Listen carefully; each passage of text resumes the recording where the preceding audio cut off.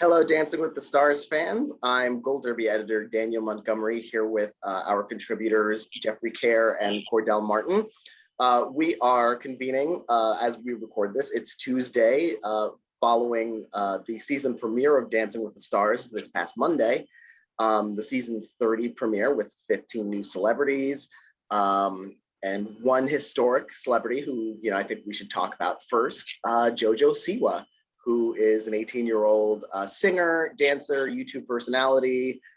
She also came out as queer earlier this year, and she is partnered with Jenna Johnson, which makes her the first celebrity to pair with a same-sex partner in the show's history. I think they both got a little carried away because Jenna almost fell down. They still got the highest score of the night, which I think is slightly sketchy, even though I like them a lot and I really want them to do well, but don't give them an 8 when they fall down. So we'll get into it. Cordell, I'll start with you. What did you think? What do you think about her just in general competing on the show in this way and about that performance? Yeah, I thought it was very brave for Dance with Stars to go there. Because they do have a very conservative fan base, as we've known watching over the years. But I thought it was very fitting to have, JoJo be the first person to represent that. I thought, to your point, the dance was really good, a little hectic at times, but that's just her personality. I've seen her on other reality shows, and my goddaughter is a huge fan of hers. So I'm used to her being super energetic, which will be very interesting to see how she does with the more slower ballroom dances, if they can rein that in. But I thought it was a great first showing from her.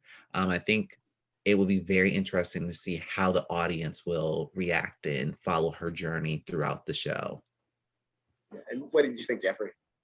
Well, yeah, I thought, things are really getting progressive with Dancing with the Stars, that they're allowing the first same-sex couple competing for the Mirrorball Trophy this year. And who knows how much longer it's going to be before we start seeing two men competing together. But in terms of JoJo and Jenna, yeah, I thought they both brought the house down with, despite some minor hiccups. But yeah, I thought they both did very well. And I'll be curious to see how they improve throughout the rest of the competition.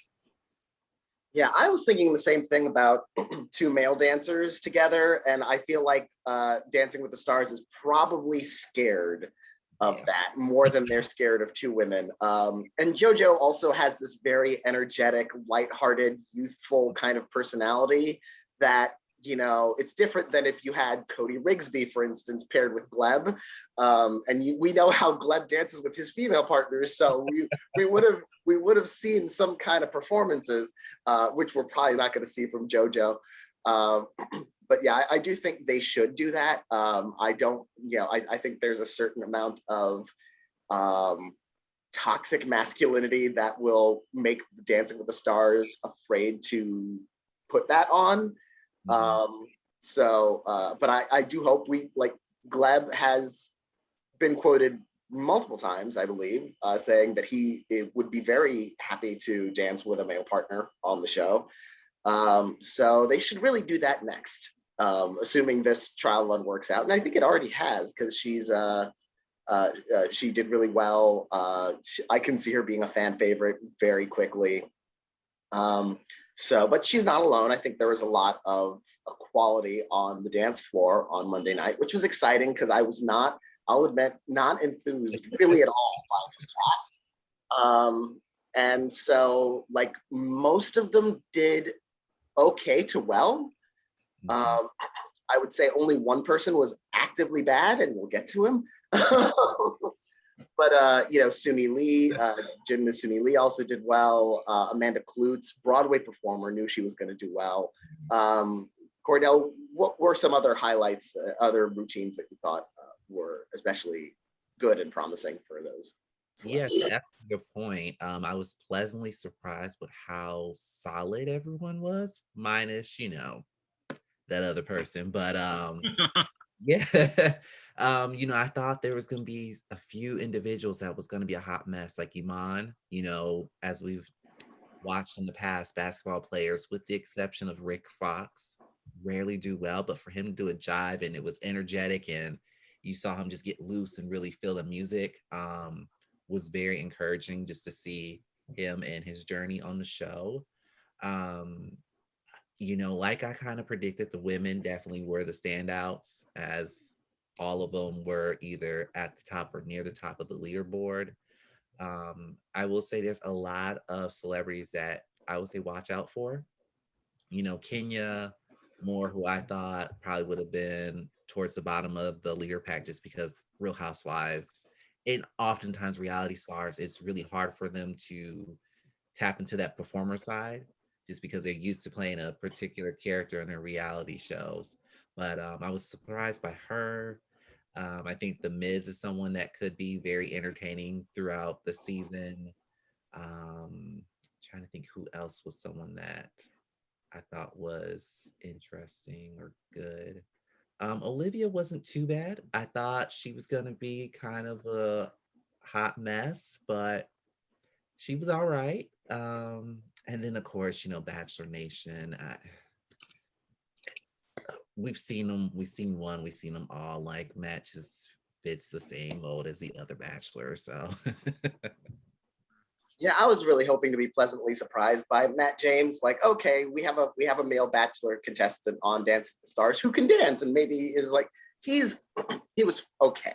He's definitely middle of the road in terms of his dance ability, and at least with the last two Bachelorettes who won, they actually could keep up with the top level.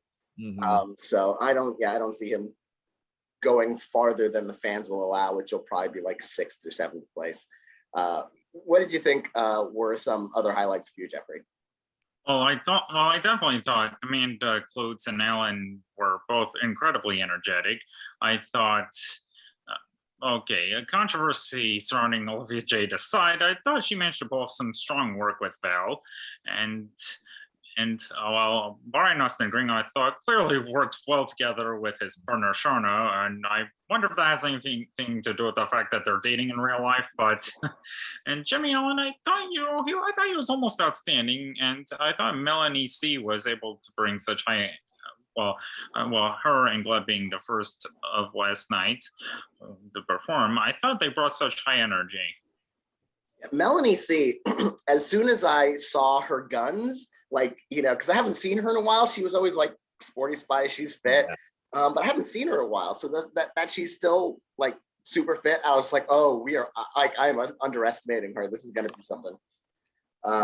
So yeah, I think it's interesting. Like when I made my predictions for week 2, I revised my who will win predictions and who will be eliminated predictions, and all of my who will win list, my top 5 are women, and I think my top 5 who will be eliminated are men. So the women are definitely showing them up so far. Although I do agree, Cordell, I thought Iman was grossly underscored. He really surprised. He was being such a tall guy on such a fast-paced dance. Like the flicks and kicks were so on time. He was just on and the judges had stylistic problems, which of course I'm sure he had. But he was on it in a way that I did not see coming. I've got my eye on him for the future. And then there's the bottom of the leaderboard, and I feel bad. He's not only the oldest contestant on the show this season, he is by far the oldest contestant on the show, probably by 20 years. Yeah. It's Martin Kove, the star of the Karate Kid. He's also in the Netflix series Cobra Kai, reprising his role as Cobra Kai sensei John Kreese. Bless his heart. I really love the intro where he's in character and doing that homage to speech in Karate Kid, and that was very, very game of him and a lot of fun, and everyone in the crowd was into it too. But then the dance started, and he stopped. He just basically walked a step here, a step there, and then he stood there a while. Poor Britt Stewart basically dances around him. Nothing you could really do. Limited range of motion. He's a really old guy and he's trying, and God bless him for it, more power to him. But he got the right scores, and I don't think we're going to be seeing very much more of him. What do you think about that, Cordell? I 100% agree. You know, kudos for him just going out there, you know, and just having fun. But yeah, I think it's the end of the road for him next week.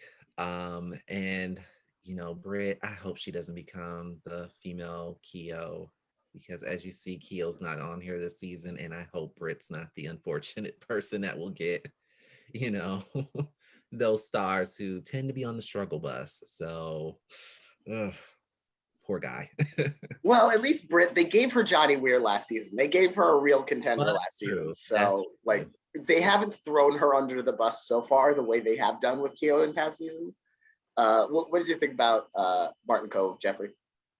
Oh, I'm gonna have to agree with everyone else's opinion here, including the judges. Yeah, he was definitely the weakest, and it was cool. I'm not gonna go hard on him because of his age, and we've seen how a lot of older contestants don't usually fare as well. I mean, he was clearly being upstaged by Brett. I mean, who knows? Maybe Cobra Kai fans will be able to support him as much as possible, but I don't see him lasting very long. Yeah, I think there's a ghost of a chance he survives the bottom two. Not much of a chance, but like when you're in the bottom and you're obviously in the bottom, whatever fans you have are probably going to turn out. I don't know if he has enough fans who would turn out, but like I could see people kind of rooting for him for the solid effort. And there were a lot of routines, say what you will about Martin Cove's routine, that were a lot more forgettable, even if they were solid or good. The people who get lost in the shuffle, like even with the judges, there were like 10 people, 9 or 10 people who got either a 24 or a 26 on the leaderboard. It was like really bunched up in the middle. So I am a little bit worried for people like a Christine Chu, an Olivia Jade, although they gave Olivia Jade Val. So like I think she'll be okay for a week. Or Malora Hardin, or even the Miz, so like there are a lot of people in the middle whose fan bases I don't know are going to, or even if they have a fan base, I don't know how much that's going to translate to coming out on Dancing with the Stars and supporting them. So we'll have to see how that happens. We were talking about this a little bit last night after the show ended. Cordell, who do you have as the bottom two? I assume if you have Martin in the bottom two, he would be eliminated, since the judges will decide between the bottom two, and there's no way they can decide not to send him. Exactly. I think with this season, what we're going to see is, unfortunately, a lot of the women early on being in the bottom two. While I think a lot of them did great in terms of performance and really having solid routines, a lot of them lack in the personality that I think a lot of the male contestants make up for their lack in dancing. So I could definitely see a lot of these male stars working the charm and getting a lot further than a lot of these women. So with that said, to your point, I can see Christine possibly in the bottom two. I could also see Cody as well, just because I really don't know where their fan base stands in terms of the support. I feel like a lot of the other contestants will either have, the dance scores to help them, or a solid fan base to kind of keep them out of the bottom two for the first week. So I'm thinking it's either going to be Christine or Cody joining Martin, and Martin, unfortunately, being the first star to go home. Who do you think will be in the bottom two, Jeffrey? Well, of course I have Martin for one of them. As for the other, Cordell does make some great points regarding Christine and Cody. I mean, I can definitely see it being down to those two for who could join Martin in the bottom two. But then again, I guess just watch Christine and Cody be the bottom two. But anyway, again, to echo what Cordell says, there's a question of how big the fan bases Christine and Cody have. So there is that. And I guess in my predictions, on Gold Derby right now, I have Christine joining Martin in the bottom two, but well, I mean, that's just where I'm at right now. Yeah, it's a little tricky. I agree with Cordell, what you said about how there's a weird deficit where a lot of the women have this really strong dance skill, but they're a little shyer, a little less expressive. Like even Suni Lee, like she's very shy. Olivia Jade was kind of in her shell. And then you have the male dancers who, even if they don't have all the steps, Iman has the personality. The Miz has the personality. Cody has the personality. They're like these big personalities that will really show up on screen. Cody will be really interesting to me because I feel like he'll either have no one in his corner or a surprisingly large amount of suburban women, like if that's the Peloton demographic, are actually on a Peloton bike while watching Dancing with the Stars and furiously dialing for him. Who knows? He could have that like crazy Bachelor Nation level fandom that I just don't know about because, I have a treadmill, but it's a dumb treadmill. It doesn't have anyone cheering me on in it. So it'll be interesting to see what fan base he actually has and can actually develop on Dancing with the Stars if he makes it a few weeks. But yeah, I think Martin's gone. I can't remember who my number two is. I think it's probably either Cody or I'm worried about Melora. She was on the higher end of the middle, Melora Hardin. But like I can't imagine she's not going to have stands. Like a lot of people love The Office and a lot of people like love her performance in it and her performances and other things, but I don't think those are the kinds of fans who are going to come to Dancing with the Stars and vote for her furiously every week. So I'm a little bit worried for her. But as long as Martin Cove's in the bottom, I think everyone else will be safe. And he finished 8 points below the next lowest person on the leaderboard, who was Iman, who I think will have the votes because he was very charismatic. So yeah, it'll be tough. I'm worried that we're going to get a heartbreaker in the first week. Like, if not being eliminated instead of Martin, then finding out that they did really well, but they got no votes and finish in the bottom two, and that's going to suck. So that'll be interesting to see. What are you looking forward to most after this season premiere? What are your thoughts about where you want to see the season go, Cordell? Oh boy. I think this is just going to be a very exciting season. To your point, I was a little on the cast once it was announced, but I could definitely see this being a very competitive season. And if the last 3 seasons have taught us anything, it's, never underestimate any of them. You could be the best dancer and you can go home week 3, or you could be the worst dancer and win. So as long as Matt James doesn't win, I'm good because I'm over Bachelor Nation. I'm excited for the season. So how about you, Jeffrey? Well, yeah, I'm definitely very excited to see how everyone else, whether it be the strongest or maybe good, but not quite there yet. I'm very curious to see how everyone could potentially grow throughout the season. And I mean, yeah, I think, this could be very competitive. I mean, right now, I think, if I had to guess now, I'd say I can see JoJo winning. I can see Amanda winning. I could even see Sunny winning. So, yeah, I'm being game on. Yeah, I moved JoJo to number 1. I think she has the combination of like dance style, ability, personality, and just the historic aspect is going to get more attention on her. But we'll see how that progresses throughout the season. Who do you think will win at this point, Cordell? It being still very, very early. Yeah. Ooh. I would say I probably could see JoJo. Suni, I'm gonna need a few more weeks on her just to determine if she's gonna be more like Simone or more like Sean Johnson and Lori Hernandez. Amanda could be a dark horse. Let's see, I'm trying to think if there's anyone else. I could see Iman or Nelly and make it all the way to the final, possibly, because there's always just that rare exception We never had an NBA player make it to the semifinals or finals, and he could be that one to break through. But I think it's going to be, for the third year in a row, possibly another woman that takes home the trophy. And I'm looking forward to that. I'm looking forward to the season more than I thought I would before the season started, just because, as we've mentioned a few times, the cast was I'm looking forward to it being whittled down a little bit, because the last couple of seasons, starting with 15 people, like those clip packages were like blink and you miss it. So we haven't really gotten to know them as competitors, as their partnerships with their pros.